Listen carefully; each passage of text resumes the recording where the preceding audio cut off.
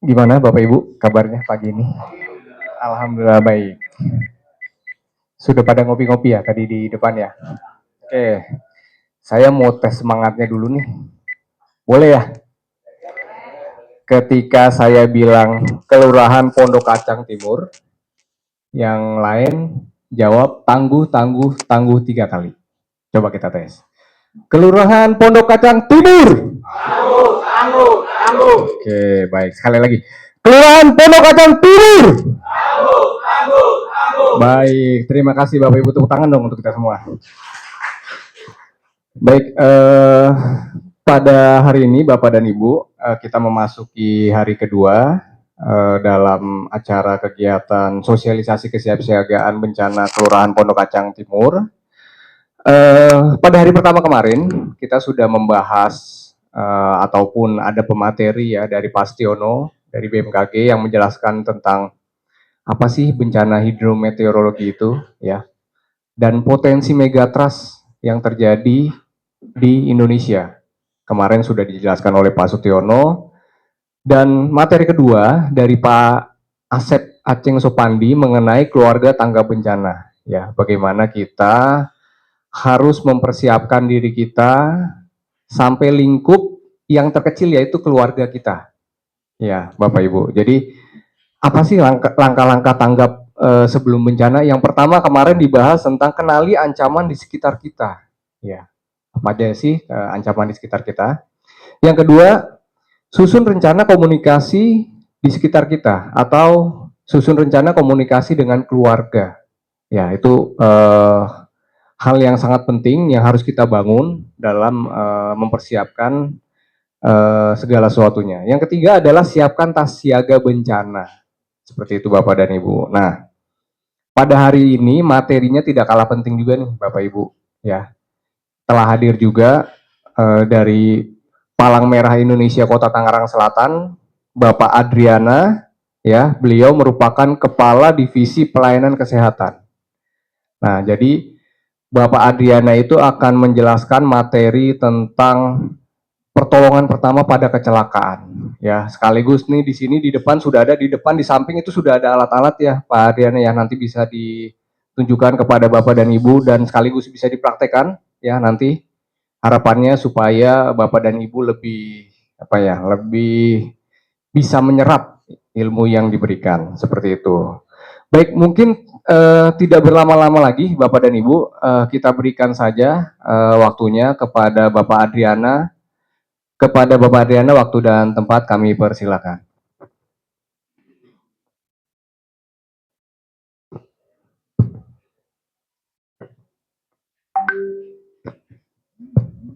Baik, terima kasih. Saya izin berdiri ya di depan.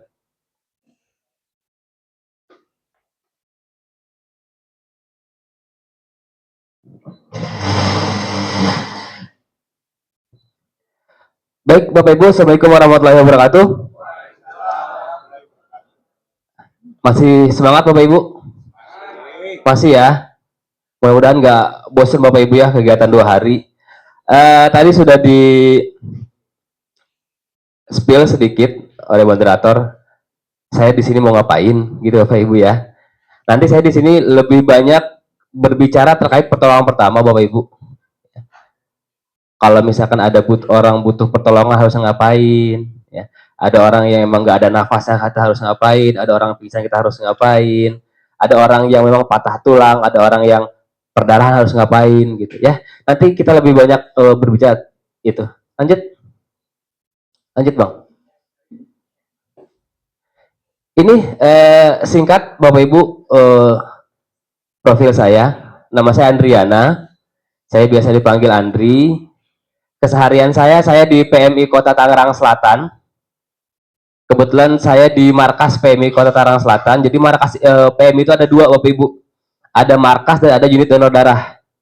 Ya, kalau saya kebetulan di markas. Ya, yang memang pekerjaannya itu di pelayanan kesehatan, ambulans, kebencanaan dan pembinaan PMR. Ya, itu di bidang saya. Kalau di unit donor darah ya cuma donor darah aja. Ya. Ini sedikit pengalaman penugasan dan pelatihan yang saya ikuti. Terakhir yang paling terakhir itu di tsunami Selat Sunda 2018 dan tsunami dan likuifaksi Donggala dan Palu ya. Kemudian pelatihan yang saya ikutin terakhir sebagai pelatih pelatih bidang pertolongan pertama di PMI Pusat tahun 2025 ya. Lanjut. Nah, sekarang kita berbicara terkait pertolongan pertama ya. Kita berbicara terkait pertolongan pertama, Bapak Ibu. Saya nggak akan bahas semua materi pertolongan pertama karena pertolongan pertama itu ada 13 bab ya, nggak akan cukup satu hari ya. Jadi hanya beberapa poin aja yang akan saya sampaikan. Nanti kalau misalkan ada pertanyaan bisa sambil bertanya aja Bapak Ibu ya. Lanjut. Nah, ini sangat penting Bapak Ibu. Sebelum kita melaksanakan tindakan atau nolong orang, APD itu nomor satu. Alat pelindung diri itu nomor satu. Jangan sampai jiwa heroik kita tinggi, jiwa penolong kita tinggi, tapi kita tidak memikirkan keselamatan diri kita. Ya, karena APD itu buat keselamatan kita, wajib hukumnya. Kita nggak tahu orang yang kita tolong, apalagi orang yang nggak kita kenal, dia punya penyakit menular. Ya, jangan aneh ketika kita selesai nolong, nanti pas saat kita medical check up kita tertular penyakit. Ya. Jangan heran karena memang kita nolong nggak menggunakan APD karena APD ini wajib banget nomor satu sebelum nolong apapun itu. Karena kenapa? Darah dan semua cairan tubuh itu adalah media penularan penyakit. Ya, mau air liur, darah itu semua media penularan penyakit. Makanya APD wajib banget. Ya, lanjut. Ini ada beberapa jenis APD, tapi yang paling simpel Bapak Ibu yang wajib itu ada dua. Sarung tangan latex atau yang karet dan masker. Standarnya itu dua. Ya, standarnya itu dua. Kalau memang misalnya kita punya helm, punya kacamata, punya baju pelindung itu lebih bagus. Tapi saran saya, basically kita harus menggunakan dua APD, sarung tangan dan masker itu wajib hukumnya. Ya, lanjut. Nah, yang tadi saya bilang, saya akan spesifik berbicara terkait bantuan hidup dasar atau CPR nanti prakteknya. Ada yang sudah pernah belajar atau latihan CPR Bapak Ibu? CPR yang pijat-pijat jantung? Belum? Nah, orang muka. Ya, nanti kita akan banyak berbicara terkait ini. Ya. Apa sih yang harus kita lakukan? Korban seperti apa sih yang harus kita lakukan CPR? Jangan sampai orang yang nggak sadar tapi napasnya masih ada, jantungnya masih berdetak, kita CPR. Jangan sampai, karena ada tahapan-tahapan penilaiannya. Ya. Ada yang pernah dengar angin duduk Bapak Ibu? Ya, itu paling sering banget angin duduk. Orang olahraga malam-malam tiba-tiba jatuh, ya kan? Napas angap-ngapan, dikiranya angin duduk. Ya. Padahal itu adalah satu fase dia kena serangan jantung. Ya, yang kalau memang dia nggak ditolong langsung dengan penanganan serangan jantung, jantungnya bakal berhenti. Dan ketika jantungnya berhenti, apa yang harus kita lakukan? Ya, seperti itu. Lanjut. Tapi sebelum jauh berbicara terkait CPR atau RJP, ada yang namanya posisi pemulihan Bapak Ibu. Atau recovery position.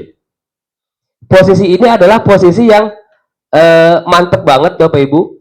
Saya yakin posisi seperti ini ketika kita tidur nyaman, apalagi di tengah-tengahnya ada guling, ya, ngeringkuk gitu. Ini posisi paling enak. Kenapa? Posisi ini adalah posisi untuk mempertahankan jalan nafas tetap terbuka. Jadi ketika kita agak susah bernafas, coba deh miring. Ya, coba miring, itu pasti lebih enak. Karena kenapa? Jalan nafas kita terbuka. Beda dengan kita tengkurap. Tengkurap telentang. Ya, jalan nafas kita agak ketekuk. Ya. Yang kedua, mencegah lidah jatuh ke belakang. Ya, mencegah lidah jatuh ke belakang. Dengan lidah jatuh ke belakang, otomatis itu menutup jalan nafas. Ya. Yang kedua, memperlancar keluaran cairan asing. Yang keempat, mencegah aspirasi muntah masuk ke paru-paru. Ketika kita menemukan orang ayan, kejang-kejang, biasanya dia berbusa mulutnya. Setelah ayannya selesai, posisikan seperti ini. Posisikan seperti ini supaya apa? Supaya air liurnya dia keluar. Dia nggak masuk lagi, dia nggak tersedak nantinya. Ya, seperti itu. Caranya,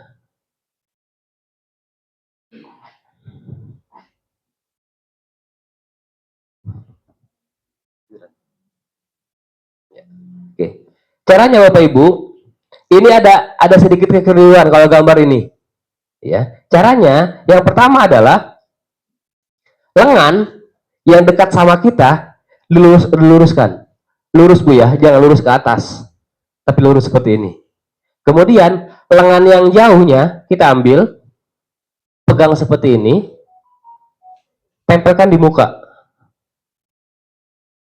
Ya. Kemudian kaki yang jauh, kita tepuk.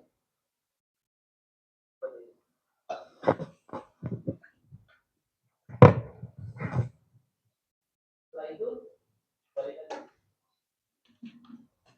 posisinya untuk kakinya membentuk angka 4. Kemudian coba jalan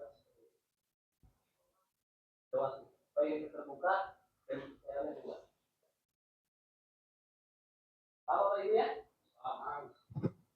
Mau ke kanan atau ke kiri terserah. Yang pasti membalikannya ke arah kita. Jangan didorong. Ya, seperti itu. Pules nanti. Nanti pules dia. Lanjut. Nah ini. Ada yang pernah melihat orang tersedak? Keselak? Apa yang kita lakukan? Pukul. Pukul-pukul belakang. Pukul-pukul belakang. Sumbatan jalan napas itu ada dua. Ada parsial, ada total. Ada sebagian atau ada keseluruhan.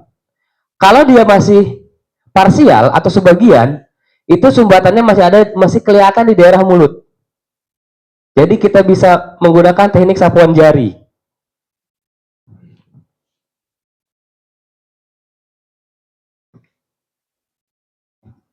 Kita bisa menggunakan teknik sapuan jari Bapak Ibu. Kita masukkan jarinya, jari kita, lewat samping mulut, jangan lewat tengah. Lewat samping, congkel. Tapi jangan sampai kedorong. Kita ambil dari samping seperti ini, congkel. Ya. Iya lewat di atas lidah, tapi jangan bawah lidah, di atas lidah. Congkel seperti ini. Itu teknik sapuan jari namanya. Iya, lidahnya biar lurus. Yang kedua, kita mencongkel benda-benda yang menyumbat. Ya, itu kalau misalkan sumbatan jalan nafasnya parsial atau sebagian. Lanjut. Oh, ini nanti henti nafasnya. Lanjut. Nah, kalau misalkan ini belum kita bahas. Kalau misalkan sumbatan jalan nafasnya total, di mulutnya nggak kelihatan, orang dengan tersumbat atau tersedak biasanya refleks memegang leher. Ya, refleks memegang leher, ngomong susah, ya. Kemudian pokoknya dia merasa tercekik aja. Paham? Ya. Kalau misalkan sumbatan jalan napasnya itu total, kita lakukan yang namanya Heimlich maneuver. Ya, Heimlich maneuver. Posisi kita ada di belakang. Satu kaki masuk buat sebagai ya, nyangga atau pula-pula kita. Kemudian korbannya duduk. Kalau badan duduk, kita tepuk dua tulang dan tulang berikatnya ke tengah. Tepuk 2 kali. Itu yang kencang. Jangan asal dikencang. 2 kali. 1, 2, 3, 4, 5. Kalau sudah 5 belum keluar, kita kasih hentakan perut. Ya. Posisi kita seperti ini tangannya. Ini agak sedikit dilunjingkan. Posisi seperti ini. Simpan di perutnya. Di mana? 2 jari di atas pusar. Ya. Berapa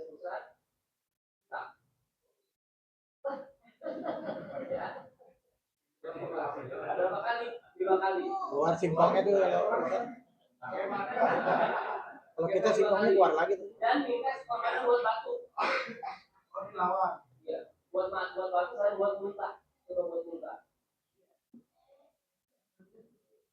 Jadi 5 kali perut. Kalau dulu 2020 perut dulu baru muntah. Kalau sekarang update terbarunya cukup dulu baru muntah. Ya, kemudian terus ini.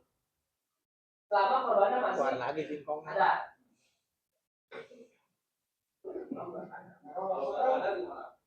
Kalau nggak sadar, ada lagi lanjutannya, Pak. Ya, sabar, Pak. Sabar. Ya. Jadi sampai orangnya sadar. Kalau misalkan orang yang nggak sadar, langkah ini yang akan kita lakukan nanti. Ya, orang dengan tersedak, sumbatan jalan nafasnya total itu bisa mengakibatkan yang namanya henti nafas, henti jantung. Nafasnya berhenti, jantungnya juga berhenti bekerja. Makanya yang kita lakukan adalah ini nanti. Ya. Itu kita akan melakukan CPR namanya. Berbicara CPR, kita akan mengulik atau membahas terkait 2 sistem utama tubuh manusia. Sistem sirkulasi dan sistem pernafasan. Ini 2 sistem inilah yang bikin manusia ini hidup. Ya, bisa bernafas dan bisa berdetak jantungnya. Ya. Lanjut.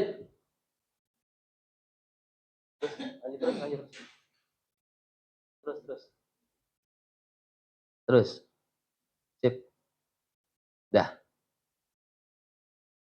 4-6 menit otak tidak mendapatkan suplai oksigen, itu akan mati. Jadi, waktu emas kita atau golden time kita untuk melakukan CPR itu maksimal 6 menit setelah si orang ini henti nafas, henti jantung. Ya. Bukan 6 menit setelah kita datang ke lokasi, bukan. Tapi 6 menit setelah si orang ini henti nafas, henti jantung.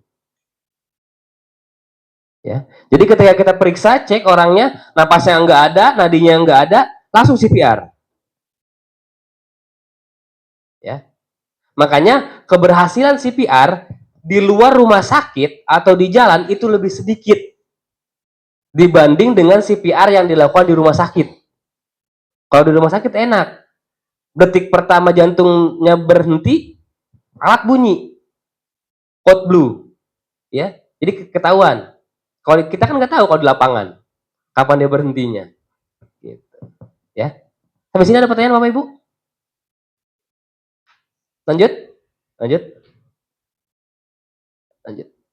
Nah, mati, lanjut. Mati itu ada 2 jenis. Ya, ada mati klinis, ada mati biologis. Ketika seseorang jantung dan paru-parunya tidak berfungsi, itu disebut dengan mati klinis. Ya, otaknya tidak dapat suplai oksigen tuh. Ya, nggak dapat darah. Ya. Dan ini sifatnya irreversible, masih bisa diselamatkan. Tapi kalau misalkan setelah 6 menit, lanjut. Itu disebut dengan mati biologis. Ya, yang sifatnya menetap. Ya. Jadi batas kita buat nolong orang henti napas, henti jantung itu adalah 6 menit, Bapak Ibu. Iya, memang cepat, Bu. Ya. Di atas 10 menit jantungnya tidak dapat suplai oksigen, terus kita lakukan CPR terus, bisa hidup lagi nggak jantungnya? Kira-kira. Di atas 10 menit.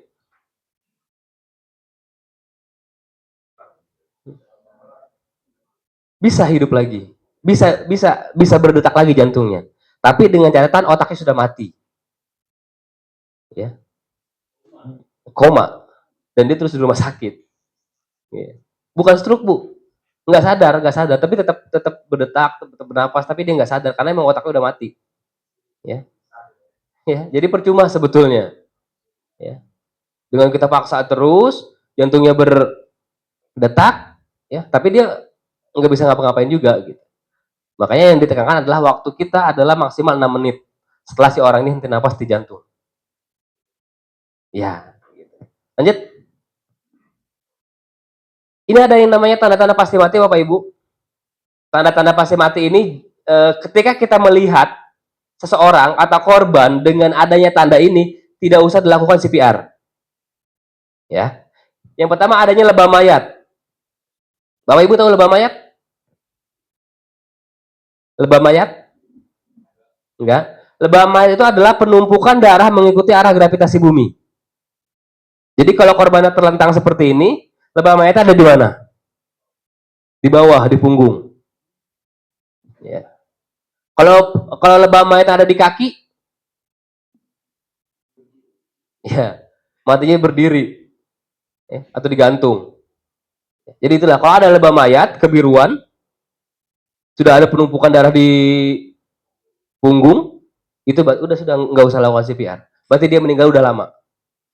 Ya. Kedua ada kaku mayat, ya sudah jelas kaku, ya udah lama juga. Ada pembusukan, ya, apalagi gitu ya udah busuk. Yang ketiga, yang keempat ada tanda lain atau cedera yang mematikan. Ya, contohnya kecelakaan motor, palanya hilang sebelah misalkan, itu nggak usah Pak. Ya, atau palanya putus gitu ya nggak usah. Ya. Iya, kalau nempel repot Pak gitu Pak. Ya, gitu. Dan yang paling terpenting adalah hanya dokter yang boleh menyatakan seseorang meninggal.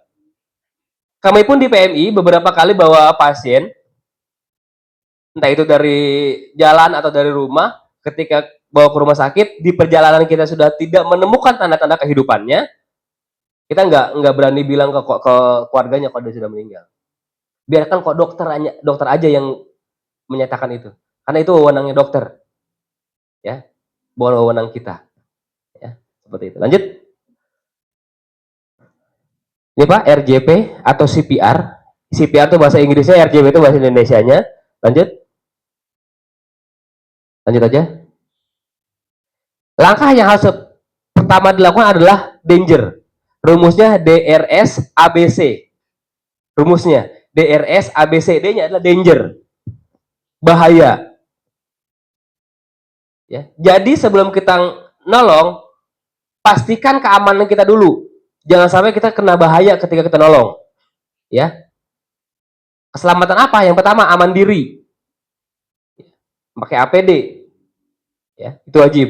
Yang kedua, aman lingkungan. Lingkungan sekitarnya aman gak nih buat kita nolong? Jangan sampai pada saat kita nolong ada bahaya. Ya. Jangan sampai kita lagi ada gempa bumi, ada orang tidak mati jantung, kita masih di sekitaran gedung yang runtuh gitu kan. Nolong ada gempa susulan kita ketimbun. Itu maksudnya. Jadi wajib pastikan dulu semuanya aman.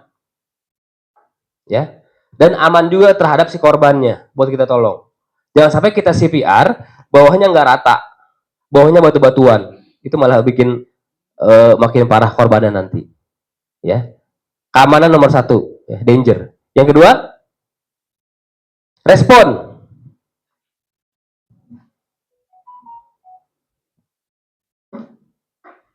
Ketika kita menemukan seseorang,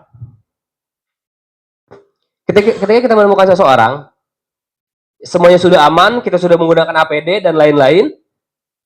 Yang harus kita lakukan adalah lihat korbannya respon apa enggak, sadar atau tidak. Ketika kita menemukan korbannya tidak sadar, kita wajib yang namanya cek respon. Rumusnya ASNT. A-nya awas. Awas itu maksudnya ketika kita menghampiri, dia masih awas enggak matanya? Masih bisa melek enggak? Gitu ya. Masih sadar atau enggak? Itu awas. Kalau misalkan awasnya dia enggak ada, ya dia tetap merem terus, enggak sadar, masuk ke S. S-nya adalah suara. Ya. Tepuk di tulang selangka sini, Pak. Ya, ini ada tulang. Ya, tulang. Sampai ke bahu, tepuk. Pak, panggil. Ditepuknya beneran, jangan cuma di toel-toel, tapi beneran.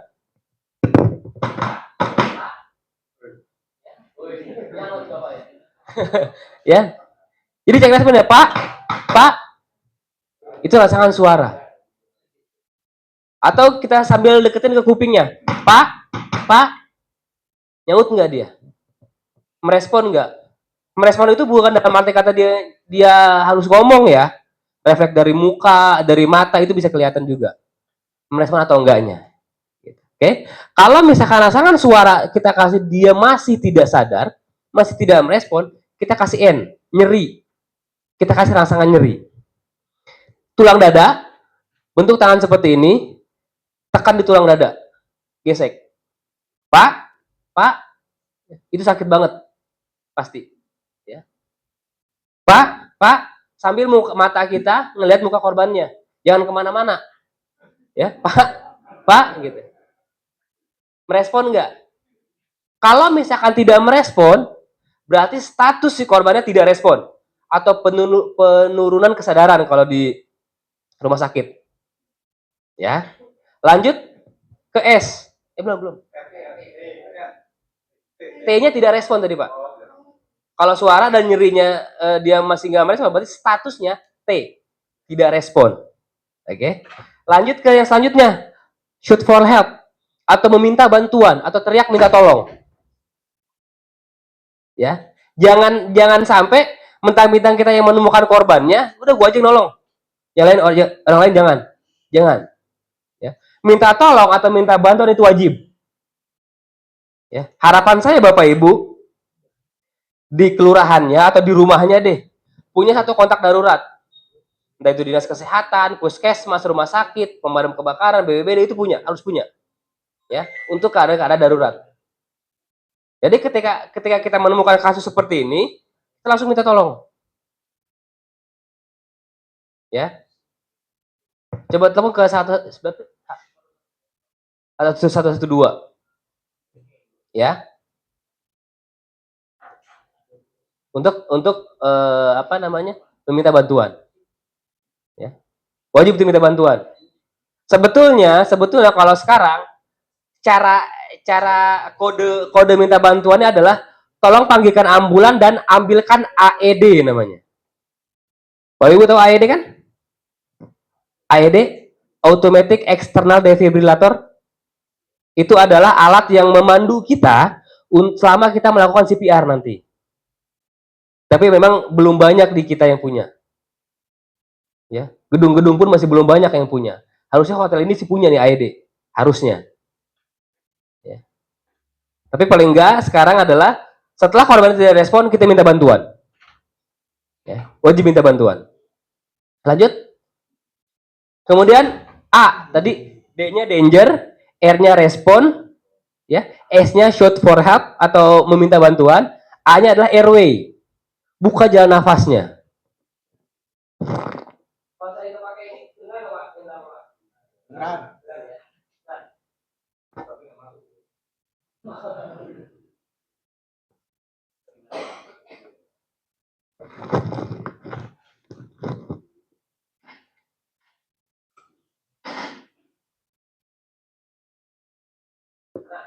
Ketika kita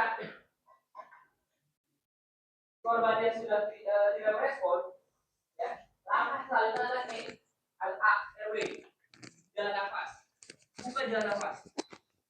Rumusnya tekan dahi, angkat dagu. Mohon izin. Ya. Terima kasih. Ya. Tekan dahi, angkat dagu. Untuk apa? Untuk membuka jalan nafasnya. Ya. Bisa Pak ya? Tekan dahi, angkat dagu. Biar dia tengadah aja.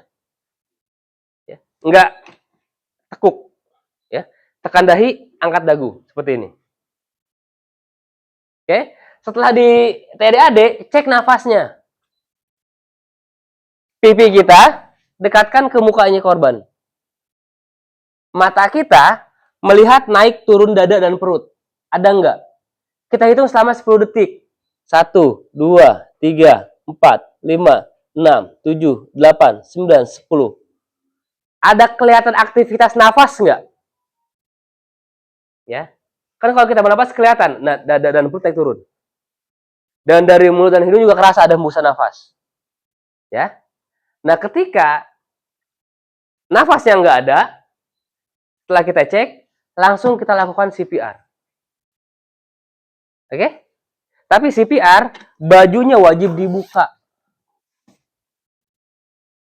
Ya, nggak ada toleransi. Iya, iya, iya. Kita nolong, ya. Kita nolong, bukan lain-lain. Ya. Supaya kenapa? Kalau misalkan masih tertutup, titik tekannya kita masih belum tahu pas atau enggak. Ya, mau bangku lagi dong. Dan wajib, kalau kita pakai jam tangan, ketika melakukan CPR wajib dibuka, atau perhiasan aksesoris itu wajib dibuka. Ya, jangan sampai mengganggu, karena sakit. Ya. Lanjut. Kalau breathing, kan tadi tidak ada napas, breathing. Kalau di sini, itu sudah tidak direkomendasikan. Kita boleh memberikan bantuan napas kalau untuk orang yang kita kenal, anak, istri, suami, gitu, ya. Tapi kalau orang yang tidak kita kenal, berbahaya. Ya, saya nggak bawa contohnya di masker RJP lagi. Ya. Kalaupun kita mau kasih breathing atau napas buatan, itu ada yang namanya masker RJP atau masker CPR untuk APD. Ya. Tapi kalau misalkan nggak ada, yaudah, ketika orangnya dicek napasnya nggak ada, langsung PR. Oke, lanjut. Nah, ini compressionnya, Bapak Ibu. Titik tekannya adalah di tengah-tengah tulang dada. Tengah-tengah. Kalau di bahasa medisnya namanya sternum. Tengah-tengah. Ya. Cara mencarinya ada beberapa tahap. Yang pertama, kita bisa cari dari tulang rusuk, telusuri tulang rusuknya, sampai ketemu di antara pertemuan antara tulang rusuk kanan sama tulang rusuk kiri, dia segitiga. Jadi kita jadi patokan seperti ini, kita kasih patokan, tambahkan 2 jari. Berarti di sinilah titik tekannya, bukan di sini, tapi di sini. Oke? Itu cara pertama. Cara kedua, kita bisa tarik lurus dari 2 puting. Tapi ini hanya untuk laki-laki. Ya, tarik lurus di 2 puting. Tarik lurus seperti ini. Oke? Cara ketiga, simpan di samping pinggang, geser, mentok sampai ketiak, tarik ke tulang dada tengah-tengah, berarti di sini titik tekannya. Ya, itu titik tekannya. Itu cara mencari titik tekannya. Kemudian tangan kita membentuk seperti ini, Pak. Kunci. Ya. Kunci seperti ini. Enggak numpuk gini, Pak. Kunci seperti ini. Tangan yang kuat di atas. Ya. Seperti ini. Ini kurang tinggi sebenarnya ini. Dan kaki kita membuka selebar bahu kita. Buat kuda-kuda. Ya. Kemudian tekan. Ya, ini agak sulit. Tekan. Kalau saya di bawah kelihatan nggak, Pak? Agak sulit di meja. Posisi seperti ini. Ya, posisi seperti ini, tangan ini, cari titik tekannya, kunci, lurus. Lengan kita lurus, Pak. Jangan condong ke belakang, apalagi condong ke depan. Lengan kita lurus ke arah jantung. Seperti ini. Ya. Kemudian pijatnya kita menggunakan tenaga badan. Jangan menggunakan tenaga lengan. Jadi seolah-olah kita menjatuhkan badan.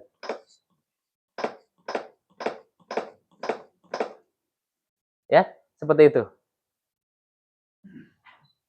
Dan muka kita, pandangan kita tetap ke muka korbannya.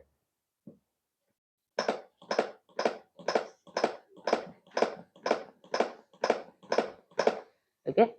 Ada pertanyaan Bapak Ibu? Berapa kali? Berapa kali berapa menit? Kalau dulu masih pakai perbandingan 30/2. 30 pijatan, 20 tiupan. Atau 20 bantuan nafas. 2 kali bantuan nafas. Tapi kalau sekarang bantuan nafasnya dihilangkan. Tidak ada bantuan nafas. Yang kita lakukan adalah Hand only CPR. Udah pijat aja. Ya. Hand only CPR. Berapa? 100 sampai 120 kali per menit kecepatannya. 100 sampai 120 kali per menit. Ya. Kemudian kedalamannya itu 5 sampai 6 cm. Supaya menyentuh jantungnya.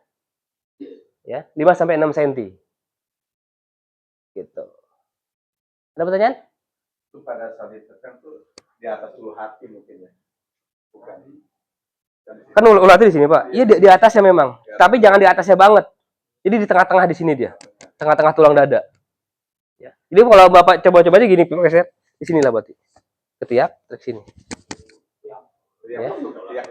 Iya, lurus sama ketiak. Gitu. Gitu. Lanjut. Nah ini Pak.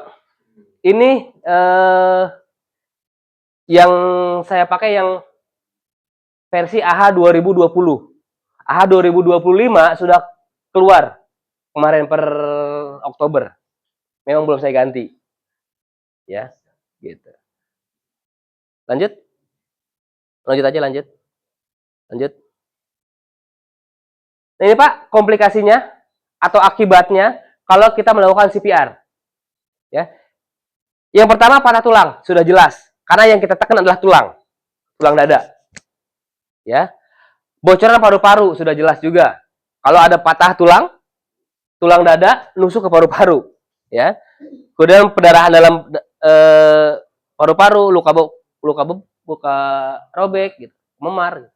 Inilah.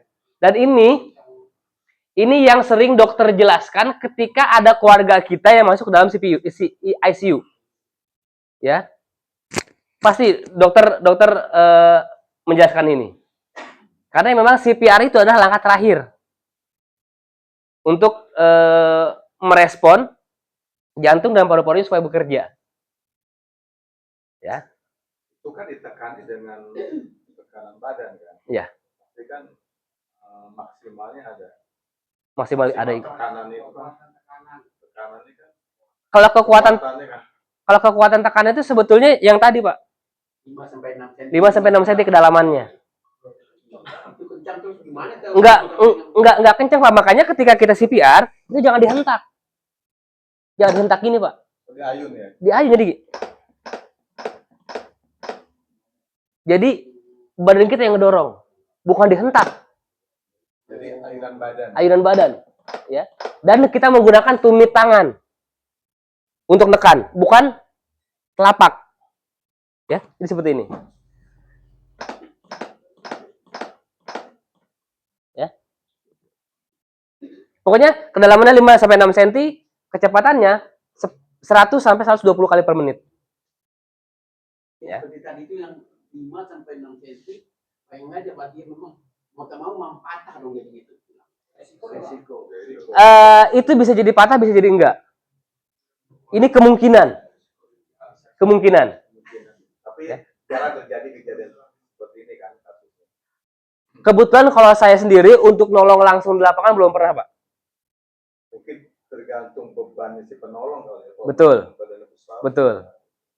Makanya untuk dewasa, bayi dan anak itu berbeda. Yang kita tadi praktekkan itu untuk dewasa. Nggak bisa kita gunakan ke anak, nggak bisa kita gunakan ke bayi. Gitu. Ya, jadi nggak bisa dipukul rata. Gitu. Ya, lanjut. Nah ini, CPR atau RJP dihentikan bila yang pertama ada nadi atau nafas. Berarti CPR kita berhasil. Ya. Yang kedua ada tanda pasti mati. Tanda pasti mati tidak apa aja, Pak? Tanda pasti mati tidak apa aja? Ada lebam mayat, kaku mayat, pembusukan atau lain-lain. Ya. Kemudian diambil alih oleh tenaga yang lebih terampil atau lebih ahli. Ya. Kemudian penolong kelelahan. Nanti kita praktek, Pak. Kita cobain. Capek atau enggak? Saya yakin 1 menit pun capek. Ya. Saya berani jamin.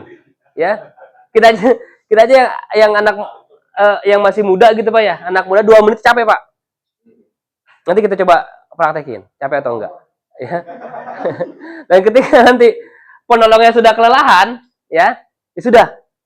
Jangan sampai kita masih semangat gitu kan, walaupun udah capek. Ya, jangan sampai nanti ya jangan sampai napas kita ikut berhenti gitu. Ya, ya kalau lagi enak nggak jadi masalah Pak. Kalau maksain repot. Ya, gitu. Lanjut. Nah, kurang lebih skemanya seperti ini Pak. Ada orang tidak sadar, bebaskan jalan nafasnya. Ya, buka jalan nafasnya. Nafasnya ada atau enggak? Kalau nafasnya ada, kita lakukan recovery position atau posisi miring stabil yang tadi di awal. Kalau nafasnya enggak ada, langsung lakukan CPR. Ya, kurang lebih seperti itu. CPR-nya berhasil, lakukan recovery position. Gampang kan Pak ya? Gampang ya? Ada pertanyaan? Ada pertanyaan? Dalam dan bantu orang itu kan harus ada alat. Kadang-kadang kita di dalam keadaan ini kan di mana ya alat itu ada? Ya. Berbicara pertolongan pertama, Bapak Ibu, kita itu apa ya? Dituntut bisa melakukan tindakan pertolongan dengan improvisasi alat. Alat yang dimaksud apa, Pak? Kalau CPR kita nggak usah menggunakan alat, Pak, pakai tangan kita. Ya. Kemudian kalau apa? Kalau ada perdarahan, ada kain, ada kerudung, ada apa? Pakai, tutup, balut, selesai. Patah tulang, kita nggak ada bidai. Buat penyangga, cari ranting, cari besi, cari kardus, bisa Pak. Jadi pertolongan pertama itu, kita memang diajarkan untuk bisa improvisasi ketika menolong orang. Tidak terpacu sama alat yang ada. Jadi yang kita harus tahu adalah fungsi alatnya, bukan nama alatnya, fungsinya. Gitu. Ya. Jadi tidak ada akar, rotan pun jadi. Betul. Ya. Tidak ada akar, rotan pun jadi. Tidak ada nasi, singkong pun enak gitu Pak ya. Kayak gitu. Ya, ada pertanyaan Bapak Ibu? Terus masalah itu alat ini kita gimana? Tapi kan ada dua tadi, kalau nggak masker sama sarung tangan. Kayak di lapangan itu belum tentu ada kan? Ya. Gini Pak, APD paling enggak, saya berbicara dimanapun, harus memang kita harus punya pribadi. Memang kita harus punya pribadi. Dan kalaupun kita nolong dengan tidak menggunakan APD karena memang kepepet dan lain-lainnya, ada langkah selanjutnya, Pak. Ya. Apa caranya? Jangan pernah langsung megang makanan, jangan pernah langsung megang apapun itu. Ketika kita tidak menggunakan APD sama sekali, ya, kita langsung melakukan cuci tangan. Pakai sabun.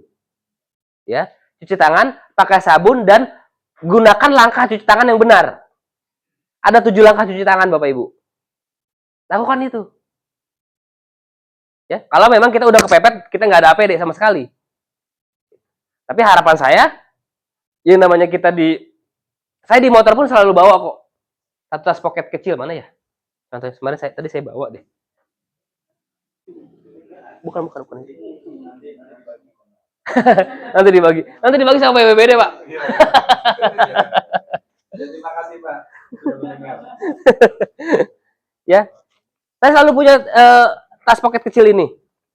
Ya, paling enggak kalaupun nggak ada alatnya, kita bawa APD-nya. Ya, sarung tangan sama masker minimal. Karena ini modal kita buat nolong.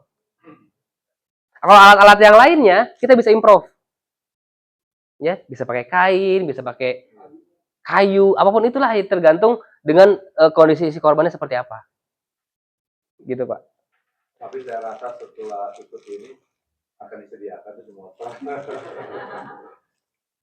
Harusnya sih gitu, Pak ya. Ya. Praktek Bapak Ibu. Mau praktek CPR? Praktek CPR? Ya, silakan. Saya bawa 3 boneka, Bapak Ibu. Ya.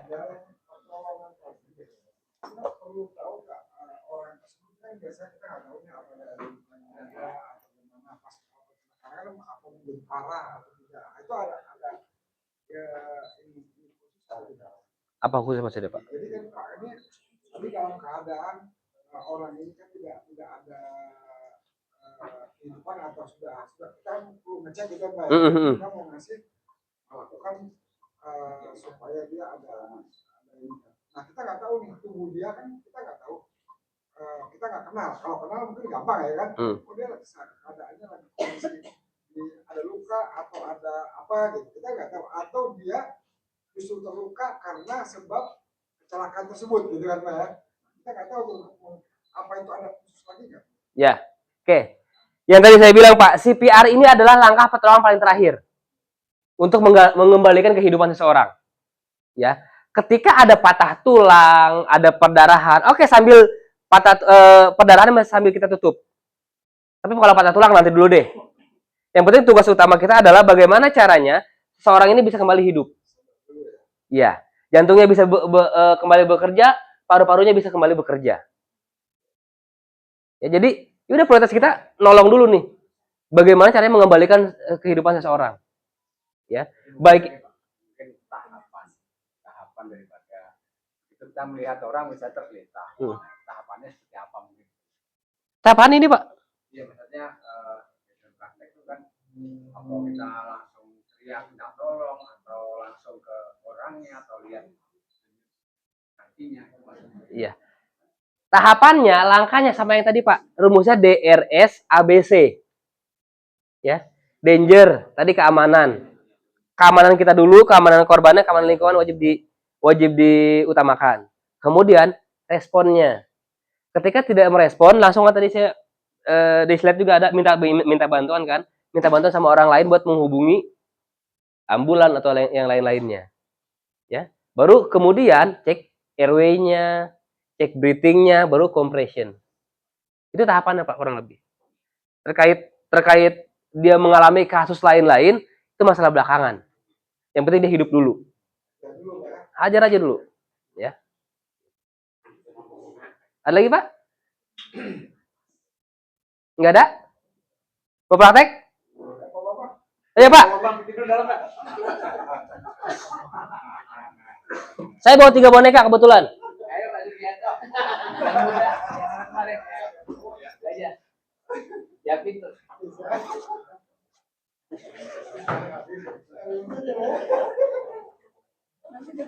Yang badannya besar juga harus praktek. Wah, semua please. Ayo Pak, silakan Pak. Sampai jam berapa?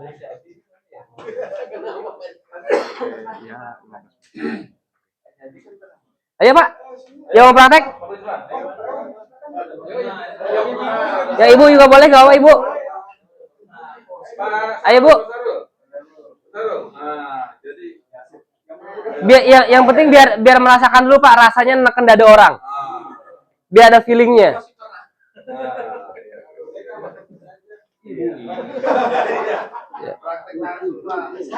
Langsung aja langsung praktek CPR-nya Pak, jangan tahapannya, langsung CPR-nya aja dulu.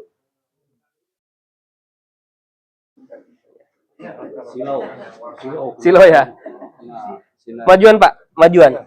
Deketin korbannya. Majuan Pak, lebih dekat sama korbannya. Oke. Posisi tangan seperti ini Pak. Ya, kalau pakai jam tangan lepas dulu Pak jam tangannya Pak. Ya. Berdoa dulu Pak. Berdoa dulu. Ya. Cari titik tekannya Pak. Cari titik tekannya dulu Pak. Bapak belum punya patokan titik tekannya Pak. Diraba dulu, diraba. Cari Pak titik tekannya Pak. Di sini Pak sebetulnya Pak.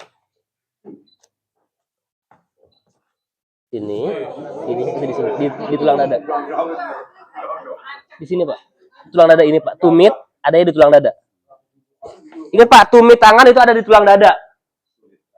Tumit Pak. Nah, Bapak kurang maju. Tangannya lurus. Tahan dulu Pak, jangan mulai dulu.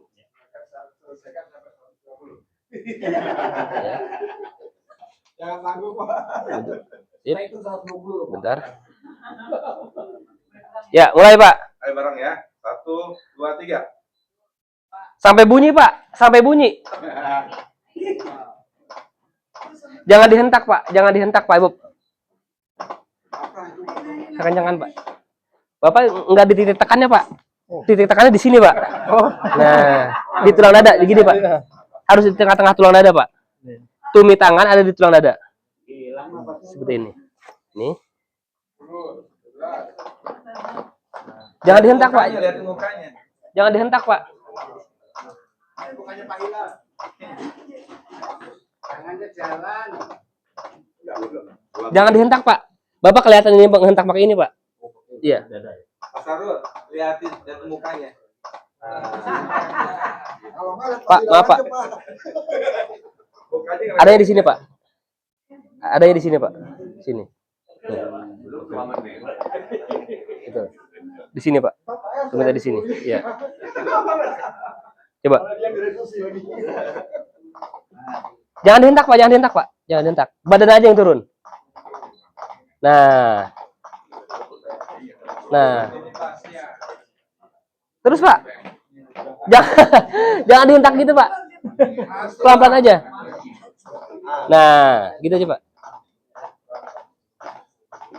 Nah, gitu, Pak. Tahan. Sampai bunyi.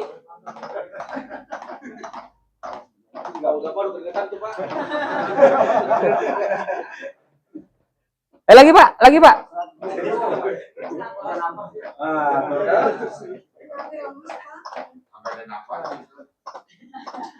Jangan dihentak, Pak. Jangan dihentak, Pak.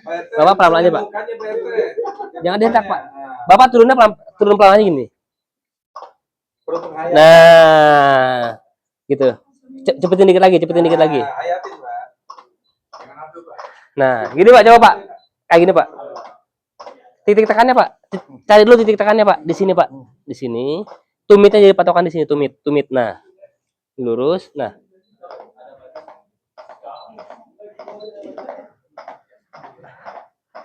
Jangan cepet-cepet, Pak. Lagi, Pak. Coba, Pak. Tumitnya di sini, Pak. Tumitnya di sini ya. Tumit tangannya di sini ya. Nah. Sip. Badan Bapak maju. Lurus. Tekan. Jangan dihentak, Pak. Pelan-pelan, pelan-pelan. Nah.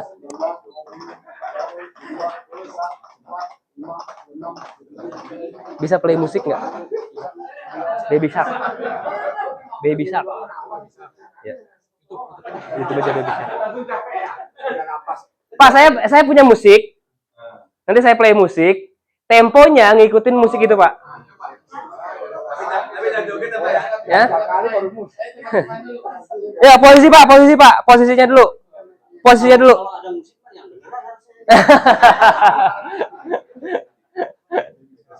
Baby Shark. Yang duduk versi Arab.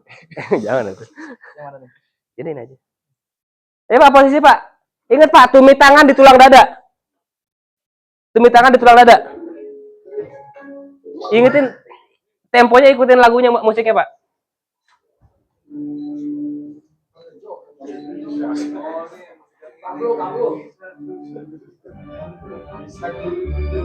Ya, Pak, boleh, Pak.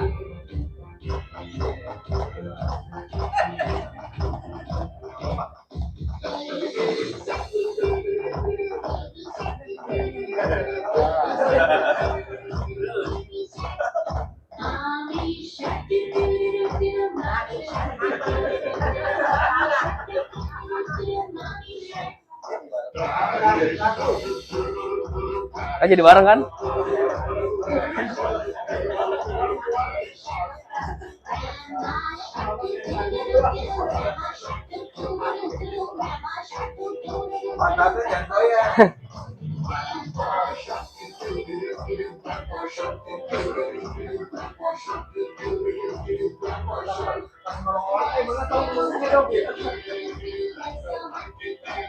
Ya, tepuk tangan, Pak, untuk kita semua.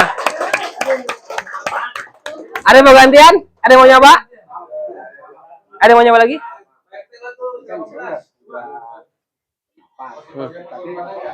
Miring. Posisikan miring. Recovery position. Nah, kayak gitu. Sip. Ada lagi, Pak? Yang mau nyoba, Pak? Satu sesi lagi, Pak. Bertiga. Atau ibunya juga boleh. Gak kuat. Ya. 3 orang, Pak. Satu sesi lagi. Ayo. Mengusut TV, ayo. Adrian, kalau ini kita perlu punya sertifikat nggak sih? Kalau di jalanan gitu. Iya. Perlu nggak gitu? Iya. Ya, perlu lah. Kalau kita nggak punya sertifikat, nanti kita kesalahan gitu. Gini, Pak. Sebetulnya ilmu ini tuh ilmu yang memang semua orang tuh harus punya. Baik tersertifikasi atau tidak.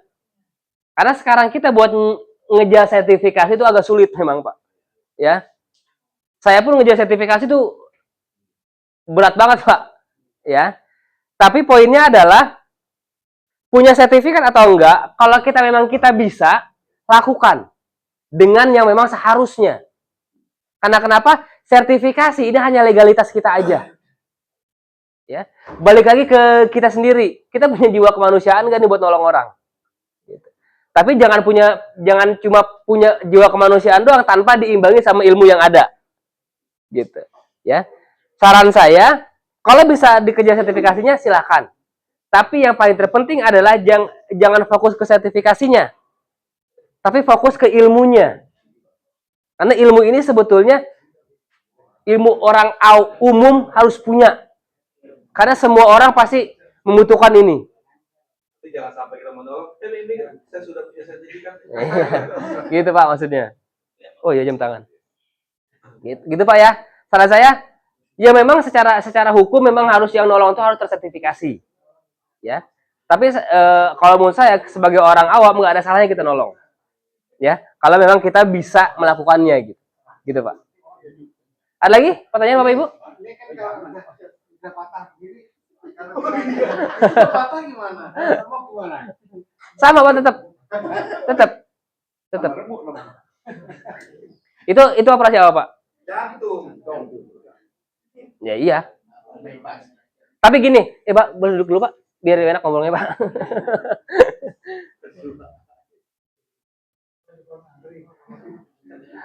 Gini Pak, ada yang namanya disebut DNR.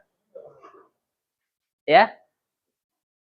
DNR itu adalah singkatan dari Do Not Resuscitation. Jangan melakukan CPR. Jangan melakukan RJP terhadap seseorang. Sayangnya di kita di Indonesia belum belum banyak yang ngeh itu. Belum banyak yang ngelihat ke arah situ. Ya. Gelang DNR itu simbol dari yang dikasih sama dokter. Jadi ketika menemukan seseorang, ya ada gelang DNR, berarti orang itu nggak sadar, jangan lakukan. Ya, karena itu sudah hasil keputusan dokter. Ya, gitu. Tapi di Indonesia dilakukan nggak? Ada beberapa Pak, ada beberapa. Nah sekarang yang pasti ada di Indonesia adalah DNR itu DNR di rumah sakit.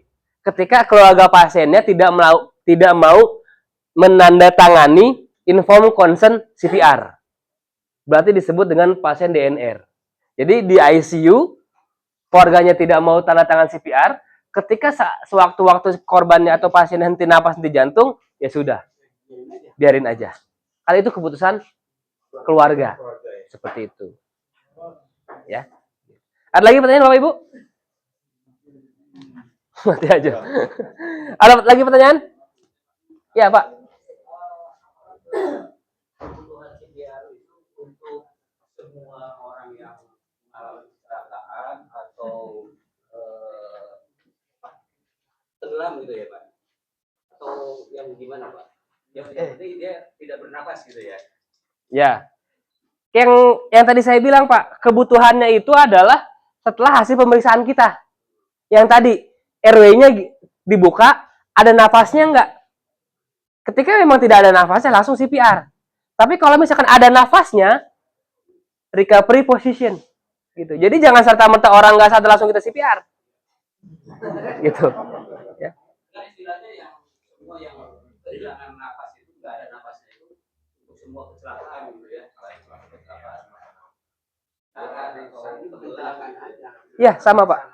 Ya, mau dia tenggelam, mau dia terjatuh dari ketinggian, mau kecelakaan motor, kecelakaan mobil, ketika memang kita periksa nggak ada nafasnya, lakukan CPR. Ya, gitu Pak. Kalau korban tenggelam nanti ada lagi sebetulnya materinya. Tahapan-tahapannya seperti apa? Hampir sama. Gitu. Ada lagi nggak Pak Ibu pertanyaan? Untuk menentukan ada nafas atau enggak. Iya. Ada nafas atau enggak itu cuma kita bisa melihat dengan tekniknya LDR yang tadi Pak, lihat, dengar dan rasakan. Iya. Buka jalan nafasnya, TDAD, tekan daya angkat dagu, lihat, naik turun dada sama perutnya, rasakan ada hembusan nafas atau enggak. Gitu Pak. Untuk di lapangan ya, kalau untuk di rumah sakit beda lagi. Kita bisa lihat dari pasien monitor. Gitu. Tapi kalau untuk di lapangan, cek LDR aja Pak. Lihat, dengarkan, dan rasakan.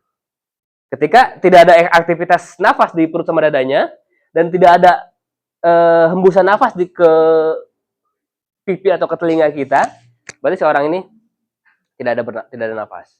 Sebetulnya dulu itu ada yang namanya cek sirkulasi atau cek nadi karotis. Tapi sekarang untuk orang awam itu sudah tidak direkomendasikan karena kenapa? Susah carinya Pak. Ya, susah carinya. Kenapa tidak direkomendasikan? Ketika cari, khawatirnya kita cek sini dia malah neken saluran pernafasan. Karena dia dekat. Gitu, ya.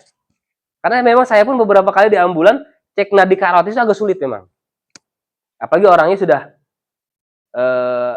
nggak ada nadinya gitu, ya. Dan cek nadi kalau orang nggak sadar itu di sini Pak. Karotis, nggak bisa di sini. Di sini terlalu lemah. Di sini yang besar. Ya. Kanan kiri dia ada. Coba ceknya gini Pak. Ya, nggak gini. Ya, gini, keluar, tangan kita keluar. Ya, di sini. Kalau leher beton susah juga. Leher beton. Leher beton gimana Pak maksudnya Pak? Leher tebel. Oh, leher tebel. Iya memang agak susah Pak. Memang agak susah. Makanya yang direkomendasikan untuk awam itu adalah ketika orang tidak ada nafasnya langsung CPR. Itu yang mudah. Yang paling mudah. Gitu. Ada lagi Pak pertanyaan? Oh iya. Ada lagi Pak pertanyaan? Terkait CPR? Kita sudah 1 jam. 1 jam ya udah ya? Iya. CPR? Saya kira gini Pak. Yang tadi saya bilang, CPR itu wajib diketahui dan dikuasai oleh semua orang sebetulnya.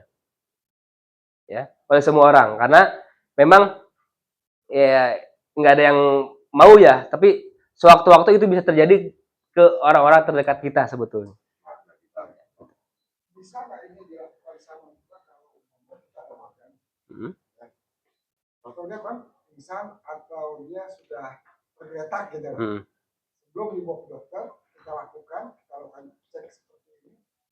Karena kadang-kadang kita sering nemuin tuh di rumah nih, atau udah sudah terkapar gitu, sudah meninggal apa kita nggak tahu juga tuh Pak. Kita cek dulu ini, bisa. Bisa Pak, cek aja dulu Pak. Sebelum ke dokter. Sekali kita minta bantuan, datang kita cek dulu seperti ini. Betul. Memang begitu seharusnya Pak. Seharusnya ya. Memang begitu seharusnya. Kita cek dulu. Gitu.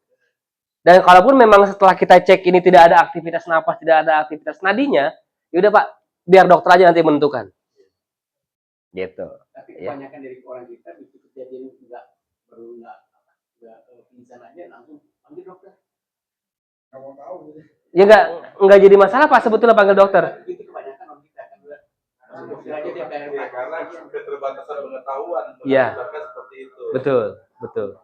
Salah. Iya. Betul. Dan gini Pak, kuncinya adalah ketika kita melihat seseorang tidak sadar, dia masih bisa bernafas, nafasnya masih ada, nadinya masih ada, jangan pernah diposisikan dia tidur terlentang. Bisa miring stabil, bisa dia setengah duduk nyender. Ya. Miring kanan kiri bebas. Asalkan jangan terlentang. Apalagi dengan ada indikasi-indikasi serangan jantung. Jangan pernah posisikan tiduran. Posisikan dia tengah duduk, nyender. Di antara duduk atau ditidurkan kanan kiri, yang terbaik itu. Saran saya kalau untuk yang serangan jantung didudukan. Ya. Tapi kalau misalkan yang memang nggak ada indikasi serangan jantung, dimiringin juga nggak jadi masalah.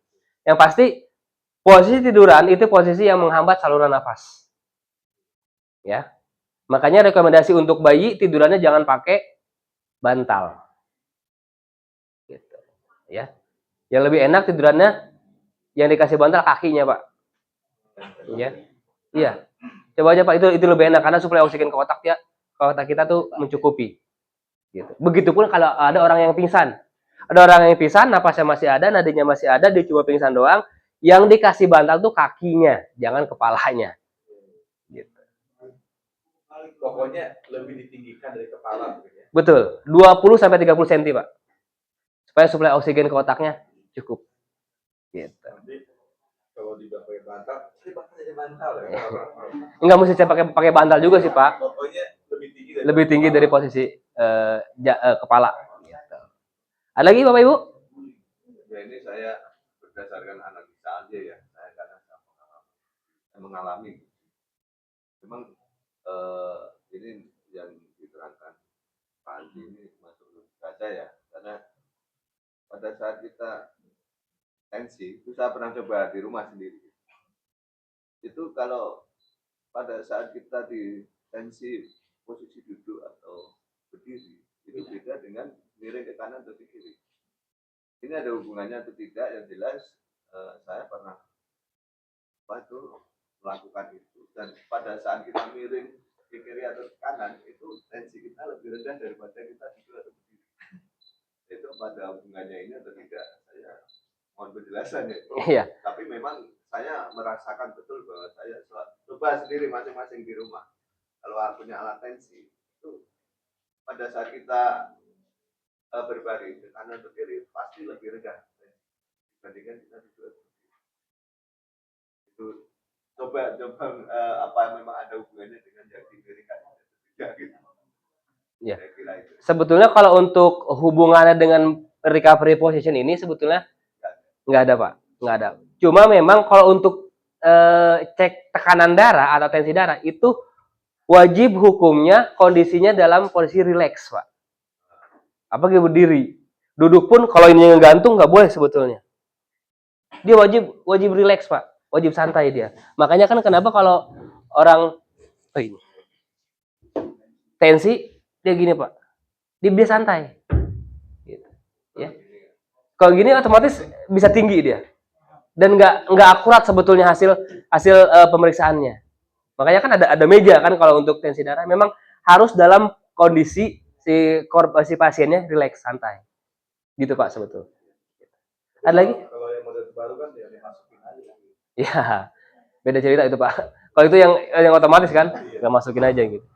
Dan sebetulnya masukin pun dia masih bisa nyangga Pak. Nyangga dia, nggak ngegantung. Iya Pak. Mas, lepas dari permasalahan ini, karena sepertinya PCR itu semua orang. CPR Pak, bukan PCR. PCR. CPR. CPR. Nah, ya. Semua orang harus bisa begitu tadi. Nah. Asalnya kan gitu ya. Maksud saya kenapa nggak direkomendasikan untuk pengetahuan ini dimasukkan dalam kurikulum sekolah, terutama dalam mata pelajaran olahraga UKS. Jadi terasa kalau itu penting kan masalahnya. Iya, iya. Saya beberapa, iya. Saya pun beberapa tahun ke belakang juga sempat berpikir, ini kenapa CPR, first aid yang memang dibutuhkan kehidupan sehari-hari tidak masuk kurikulum gitu. Itu pun jadi pertanyaan saya gitu Pak. Tapi kan memang itu balik lagi bukan ke ranahnya kita Pak ya untuk masuk ke dalam kurikulum ya. Kalau untuk PMR di bawah pembinaan kita kasih memang. PMR ada. Cuma kan kalau kami juga pun pengennya si first aid itu masuk ke dalam kurikulum sekolah. Mulai dari sekolah dasar kita pengennya sebetulnya. Karena kenapa? Di negara-negara lain itu udah jadi konsumsi sehari-hari sebetulnya. Ya, ada orang yang tersedak, anak SD udah bisa nolong. Ada orang yang nggak sadar, anak SD udah bisa nolong gitu. Karena memang di negara-negara lain itu sudah masuk kurikulum. Nah, saya juga nggak tahu deh kalau di Indonesia kapan masuk kurikulumnya. Amin, Pak. Ya. Memang itu harapan saya juga, harapan kita semua mungkin.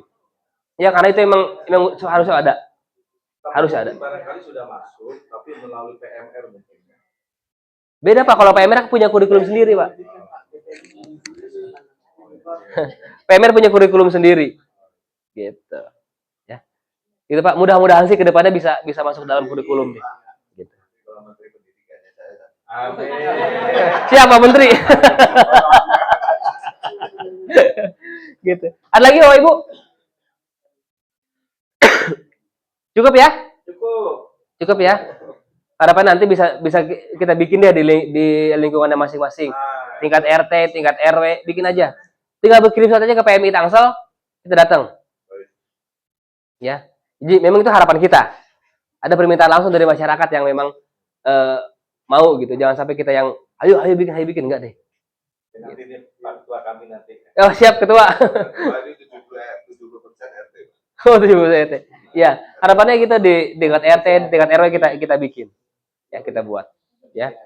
Syukur-syukur bareng Karang Tarunanya gitu, Pak. Iya. Iya, biar lebih. Kan RT ini punya Karang Taruna semua. Oh iya betul. Itu aja mungkin Bapak Ibu. Nggak ada pertanyaan ya? Kan sudah tadi. Cukup. Oh, sudah tadi, iya. Itu aja Bapak Ibu. Terima kasih. Ya, silakan. Mengenai spalak ini Pak, apa enggak kalian Pak? Ini apa?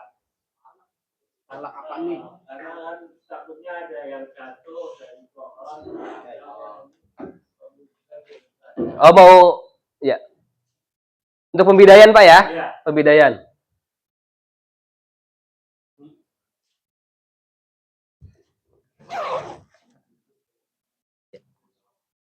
Bidai Pak. Bidai itu kan fungsinya untuk penyangga. Penyangga apa? Penyangga tulang yang patah. Bisa penyangga tulang yang patah, bisa penyangga sendi yang patah. Ya. Dislokasi itu sendi patah sebetulnya. Karena dia keluar dari mangkuk sendinya. Ya. Nah, fungsi dia sebagai penyangga. Kemudian ada yang namanya kalau kita pakainya mitela atau kain segitiga sebagai pengikat. Ya. Pengikat bidai untuk menyangga tulang yang patah. Ya. Seperti ini. Paham?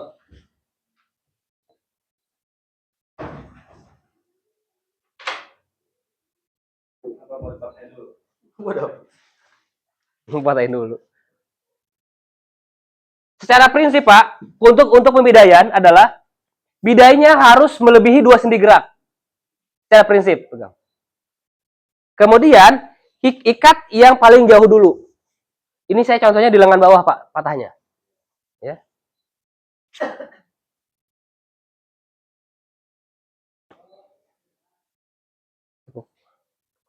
Nyiku.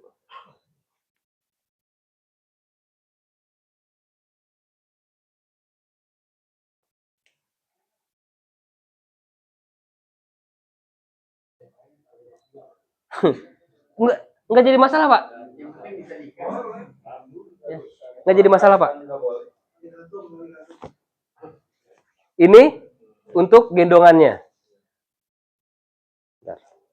Itu yang patah di tengah-tengah itu Pak ya? Patahnya di sini, Pak. Iya, tengah-tengah.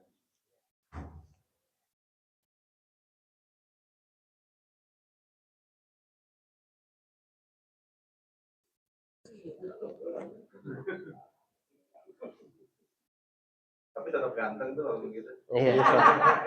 Tinggal lampu merah aja, Pak. Ya, kalau lebih seperti ini. Ini untuk pembidayannya. Ya. Jadi, untuk udah, Mam. Lepas sendiri aja ya. Ya. Jadi prinsipnya Pak, untuk pembidaian itu kan untuk membidai 2 tulang yang patah atau 2 sendi yang patah. Ya. Alat yang dipakai penyangga dan pengikat, itu prinsip alatnya. Kardus bisa kita lipat-lipat, tempel. Ikatnya pakai tadi tali rapia, silahkan. Mau pakai tali sepatu, silahkan. Mau pakai kerudung, silahkan, bebas. Yang penting prinsipnya adalah 2 tulang yang patah ini jangan sampai dia bisa bergerak. Ya, sambil bawa ke rumah sakit. Tapi yang jadi catatannya adalah ketika gini, kan patah tulang ada 2 jenis. Ada patah tulang terbuka sama tertutup. Kalau terbuka sudah jelas, tulangnya keluar, kelihatan. Kalau yang tertutup, ini masih bikin rancu. Kenapa? Dia kelihatannya memar, bengkak, biru. Ya, biru. Cuma ini mirip dengan orang memar biasa. Ya, mirip dengan orang memar biasa. Jadi ketika nanti kita menemukan ada orang yang memar kebiruan, jangan langsung ambil keputusan, ambil kesimpulan ini cuma memar doang. Jangan. Tapi curigai juga patah tulang. Ya. Karena tanda-tandanya sama nih. Biru, bengkak, memar. Gitu kan? Kalau dia ada berubah bentuk, ya patah tulang. Tapi kalau ada juga yang patah tulang, dia cuma memar kebiruan doang. Ya. Jadi ketika kita melihat ada kebiruan, kita cek yang namanya GSS, Pak. Gerak, sensasi, sirkulasi. Ya. G-nya, kalau ada memar di lengan bawah sini, coba minta buat gerakin jarinya, bisa digerakin nggak? Oke? Itu yang pertama. Kalau misalkan dia masih bisa digerakin, aman. Oke? Kemudian S-nya, sensasi, kita raba ujung anatominya. Ya, berasa nggak? Ya. S-nya sirkulasi, tekan kukunya, Pak. Dia putih, kita lepas balik merah. Di atas 2 detik balik merahnya, berarti ada gangguan sirkulasi di situ. Tapi kuncinya adalah ketika dia tidak bisa menggerakkan, kemudian sensasinya yang kita kasih nggak terasa, patah tulang. Jangan berpikir memar. Boleh, ya. Langsung sangga aja. Langsung kita ikat sangga, ya. Kalau misalkan nggak ada yang bisa improvisasi, tangan satunya masih sehat nggak? Masih, satuin, Pak, ikat. Ya, nggak usah repot-repot. Prinsipnya penyangga, pengikat, pakai. Gitu, Pak. Saya pernah nggak bisa kan kalau narik pagar tuh loh, Pak. Wah, lepas. Atau biasanya Apanya lepas, Pak? pagarnya, Pak. Karena nggak ada penyangga kan. Berarti besok bikinin penyangga, Pak, tetangganya, Pak. Iya. Iya, betul, betul. Saya ada biasa saya, Pak, sampai tulangnya Nongol. Iya, akhirnya saya ambil bantal, Pak. Tapi saya nggak berani karena tulang nongol, Pak. Terus saya takut dan kena angin aja udah katanya nyeri banget. Iya, pasti, Pak. Ya, Pasti. ya kita mau nggak mau kita bawa aja naik mobil. Ya. Intinya kalau misalnya ada patah tulang, Pasar Bengkok, Pak Imam. intinya kalau ada patah tulang, Pak, jangan pernah merubah posisinya. Ya, itu malah memperparah keadaan. Ya, itu aja. Ada lagi? Cukup ya, Bapak Ibu ya? Cukup? Terima kasih Bapak Ibu atas waktunya. Mudah-mudahan apa yang tadi kita diskusikan nempel ya dan bisa dibawa sampai rumah. Dan yang terpenting adalah jangan sampai kepake. Ya, jangan sampai ada kepake. Itu aja, terima kasih Bapak Ibu. Assalamualaikum warahmatullahi wabarakatuh.